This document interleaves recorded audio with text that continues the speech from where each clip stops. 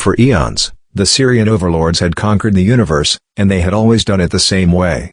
At one point in time, before they even realized that the universe is feminine, and once they started traveling the Ka'a, they noticed that the universe, to nourish itself, let other beings go out and create and bring back food sources to it. By experiencing things, the universe grew and expanded in certain ways, just like you and I do when we eat nutritious food, we get more energy. When the Sirians realized this, they thought they could do the same and perhaps one day become bigger than the universe itself. However, they noticed that they in particular, due to their nature, love to feed off a certain frequency of the electromagnetic spectrum more than anything else, and that small frequency band was one that was based on fear. They loved to feed off of fear.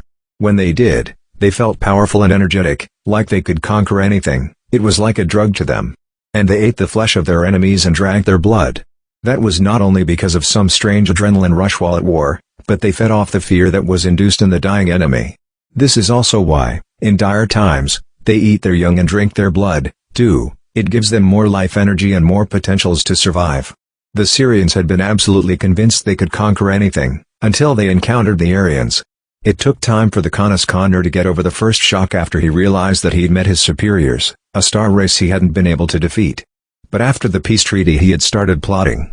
He realized that being in alliance with the Queen could be a great beneficial factor for him and his people when it comes to conquering the universe. He understood that most developed star races looked at Orion as the most evolved empire in this part of the universe, and if the Sirian king could be associated with them, he certainly got some free promotion and advertisement. Then, if he at one point could outsmart the Queen and perhaps even the Mother Goddess herself, who would ever dream of standing up against him again? And with life elixirs and everything, he could live a long time.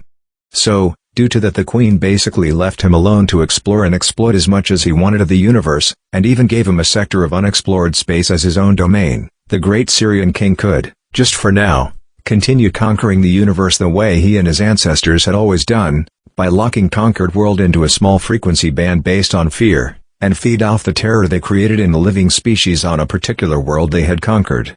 We humans call this small frequency band the third dimension. The Sirians themselves were sexual beings who reproduced by sexual means, but even in their own world they fed off each other's fear, and those on top of the totem pole were the ones who got the most food. The rest worked their ways through a hierarchical structure. They realized that, on conquered worlds it was a good idea to create sexual beings who could reproduce and multiply. Depending on the circumstances, the Sirians gained from letting the species that they'd conquered multiply and become many in numbers. The more people, the greater food source.